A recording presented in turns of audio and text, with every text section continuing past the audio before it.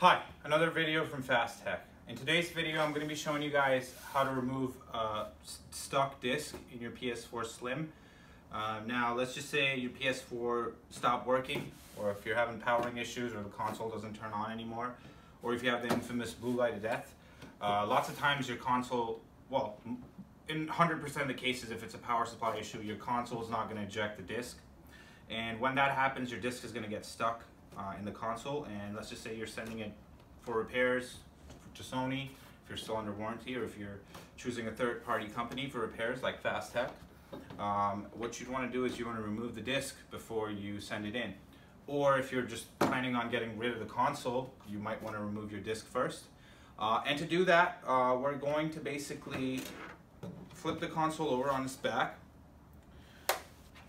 And there's going to be a hole here. I'm going to zoom in shortly to show you guys the specific spot. And what we're going to do is we're going to put our screwdriver in, and we're just going to rotate till it ejects the disc. You're going to notice a hole right above the PS logo. And what you're going to want to do is you're going to put a Phillips screwdriver in there, and you're going to start rotating.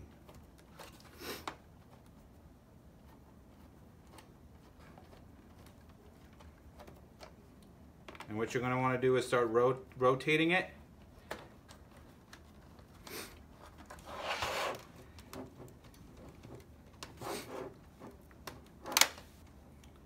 And you're going to hear it click.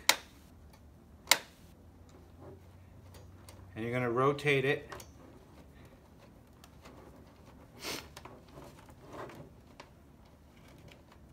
You're going to rotate it anti-clockwise. And it's gonna slowly spit the disc out, like so. And once the disc is half out, you can just pull it out, and now we've gotten our disc out.